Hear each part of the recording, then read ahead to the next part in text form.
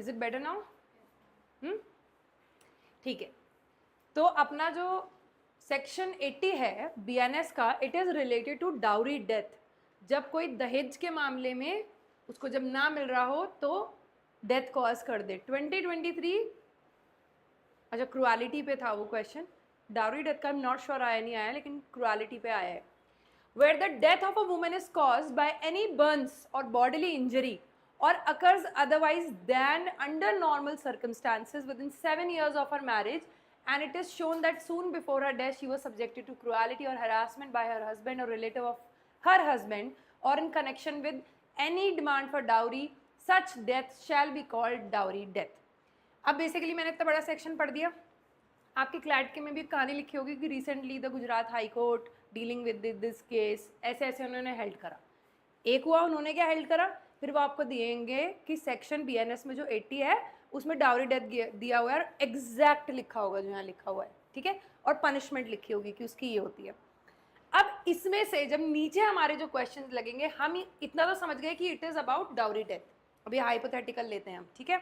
हम ये कैसे देंगे कि जरूरी थोड़ी है कि 5 के 5 में डाउरी डेथ लग रहा हो नीचे जितने हैं, तो वो तो वही बना के देंगे ना कि हमें लग रहा हो कि है बट नहीं होगी। एक्टस रियस बेटा इसलिए जरूरी है, क्या होता है इसमें एक्टस रियस? अभी हमने करा तो था, इसका मतलब बेटा एक्टस रियस सिर्फ वो कंडक्ट नहीं है जो वो इंसान कर रहा है। अच्छा चलो यार, मुझे तुम्हारे ब्लैंक चेहरे दिख रहे हैं। एलिमेंट्स ऑफ क्राइम में इंसान था कि नहीं था? फिर मेंसरिया था। मेंसरिया का मतलब दिमाग से related hidden, yes it is hidden. Then we had actus reus, जिसका मतलब होता है एक ऐसा परिणाम, एक ऐसा कॉन्सिक्वेंस जो फॉरबिडन बाय लॉ है। जैसे मर्डर करके किसी की डेथ कॉज करना फॉरबिडन बाय लॉ है, चोरी करके किसी का सामान मूव करना फॉरबिडन बाय लॉ है, ठीक है। तो एक्टस रियस वो है। Then we have injury. अब बेटा हम ना ये ढूंढ रहे हैं सेक्शंस में, अगर हमने ये ढूंढना सीख लिया तो लीगल रीजनिंग का अगर क्रिमिनल लॉ से रिलेटेड क्वेश्चन है, चाहे सिविल लॉ से रिलेटेड है, चाहे कॉन्ट्रैक्ट में थोड़ी सी इंटरप्रिटेशन लगानी पड़ेगी, तो हम ये सीख जाएंगे कि लगेगा नहीं लगेगा। कॉन्ट्रैक्ट में इसलिए नहीं बोल रही कि कॉन्ट्रैक्ट में एक्टस रियस होता ही नहीं होता है। कॉन्ट्रैक्ट में हमें ये पता चल जाएगा कि अप्लाई हो रहा है या नहीं हो रहा है, जो भी होगा, ठीक है। एक्टस रियस सिर्फ क्रिमिनल लॉ में होता है। अब हम इन सेक्शंस में कोई एक ऐसी चीज ढूंढेंगे कि अगर वो चीज घट गई तो ये सेक्शन लगेगा इसका चार्ज, और अगर नहीं हुई तो नहीं लगेगा। तो कौन सा ऐसा परिणाम है सेक्शन में जो अगर हो गया तो ये सेक्शन लग जाएगा? Take 1 minute, read it, write it down in your notebooks and then let me know. कौन सी ऐसी चीज है सेक्शन में जो होनी चाहिए सेक्शन को लगने के लिए? 80 में डेथ ऑफ अ वुमन, ठीक है। आपका क्या आंसर है? नहीं आया? क्यों नहीं आया? क्या नहीं आया इसमें? कुछ तो लग रहा होगा कि मैम ये होगा तो हो जाएगा। जला देना, डाउरी मांगना, कुछ तो दिख रहा होगा इसमें से। क्या लग रहा है? डाउरी मांगना, हरासमेंट बाय हर हस्बैंड और रिलेटिव्स ऑफ हर हस्बैंड, ठीक है। चलो मानो, ठीक ठीक है, all are right answers, but now we will come down to कि कौन सी ऐसी चीज़ है कि बाकी ना भी लगे तो ये होगी, ठीक है। अब मुझे बताओ कि अगर किसी वुमन के ऊपर क्रुएलिटी या हरासमेंट हो रही है, किसके द्वारा? उसके हस्बैंड और रिलेटिव्स और हस्बैंड के द्वारा। आपने बोला कि डिमांड फॉर डाउरी है, और किसी ने बोला बॉडीली, एनी बर्न्स और बॉडीली इंजरी, विस्मया ने बोला हाँ। अगर ये सब है भी और उस वुमन की डेथ नहीं हुई तो ये सेक्शन लगेगा? बताओ आरुषि, जेन्युइनली बताओ, अगर उसकी डेथ नहीं हुई तो क्या ये सेक्शन लगेगा? उसके साथ ये सब हुआ, उसकी बॉडी पे बॉडीली बर्न्स मिले, उसके साथ दहेज भी मांगा गया, और उसके हस्बैंड ने ही करा उसके साथ ये, तो ये सेक्शन लगेगा? अगर उसकी डेथ नहीं हुई तो ये सेक्शन लगेगा?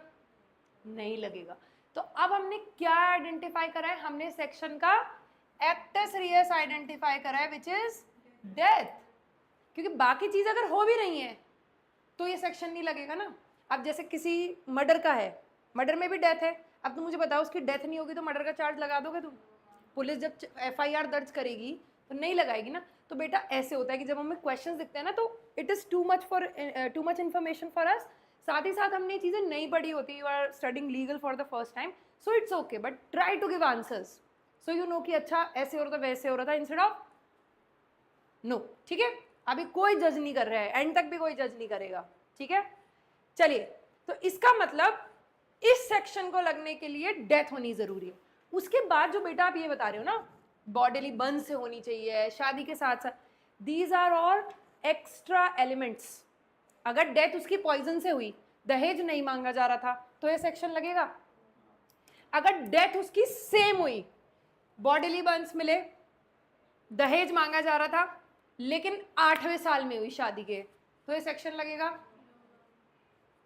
तो these are all elements, but the main is the causation of death.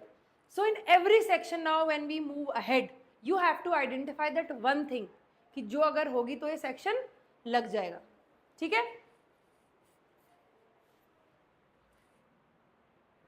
Let's take cruelty से रिलेटेड ही है, 80 से रिलेटेड। वहां हमने वर्ड क्रुएलिटी पढ़ा था ना कि हस्बैंड या रिलेटिव ऑफ हस्बैंड उसके साथ क्रुएलिटी या हरासमेंट करते हैं। तो हम यहां से परिभाषा लेते हैं। Cruelty defined, any wilful conduct which is of such a nature,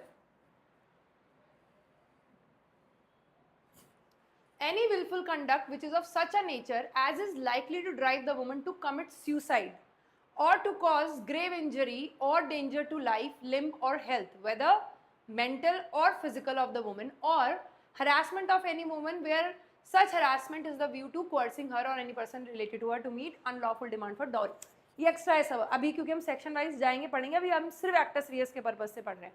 अब मुझे बताओ कि इस सेक्शन में कौन सी ऐसी चीज है जो अगर लगी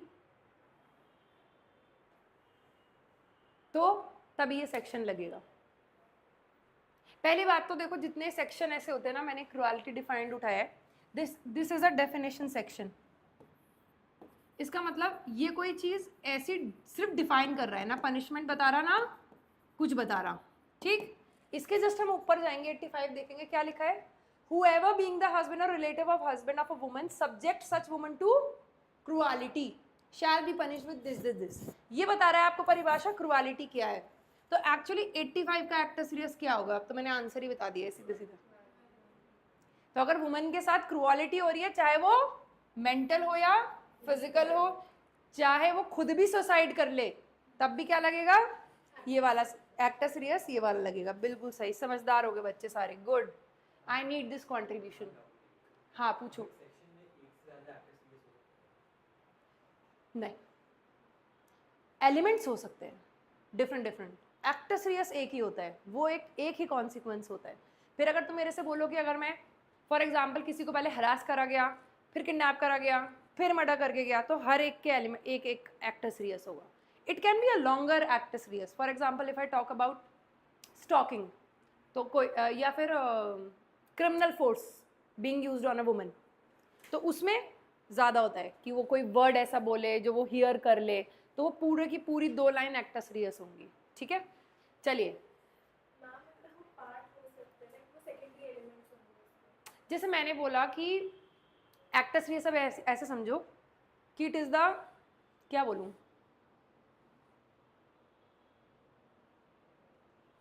टॉप एलिमेंट, द किंग और the queen, whatever you want to take, and then राजा या क्वीन के अलग अलग सब्जेक्ट्स होते हैं, उनके एक वजीर होता है, सारी चीज़ होते हैं, एलिमेंट्स वो हैं, लेकिन किंग और क्वीन तो एक ही होगा ना। ऐसी उस सेक्शन में एक्ट सीरियस एक ही होगा कि जिसका होना ज़रूरी है, बाकी एलिमेंट्स फिर अगर कपल करेंगे तो हम उसके अकॉर्डिंग सेक्शन लगाते हैं। ठीक है, अब ये तो मुझे बता ही दो, ये तो कल्पेबल होमिसाइड है, क्या होगा इसका? Whoever causes death by doing an act with the intention of causing death or with the intention of causing such bodily injury as is likely to cause death, or knowledge that such act will cause death. अब क्या थी यहाँ पे information Arushi, क्या क्या information थी यहाँ? क्या है? इंटेंशन टू कॉज डेथ, है ना, intention of causing such bodily injury जिससे डेथ हो जाए, यही सेक्शन लगा था आरुषि वाले में, ये एलिमेंट। देखो एक तो हुआ कि तुमने एक के ऐसे वाइटल ऑर्गन पे चाकू मारा कि एक चाकू इनफ था, वो मर गया। एक ऐसा हुआ कि तुमने सोचा कि यार ऐसे नहीं मारूंगा, कोई इसको ऐसी बॉडीली नस वस काट देता हूँ कि अपने आप ही हो जाए, तो हम उसको बोलते हैं कि जब आप बॉडीली इंजरी किस में रिजल्ट करे?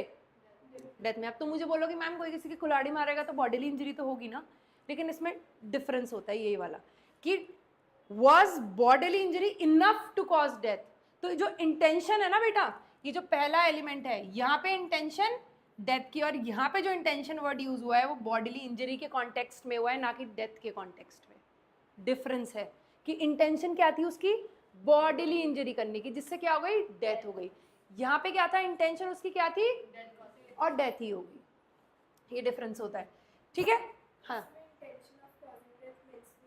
यस, इंटेंशन मेंसरिया, हम किसी की इंटेंशन नहीं देख सकते, ठीक है?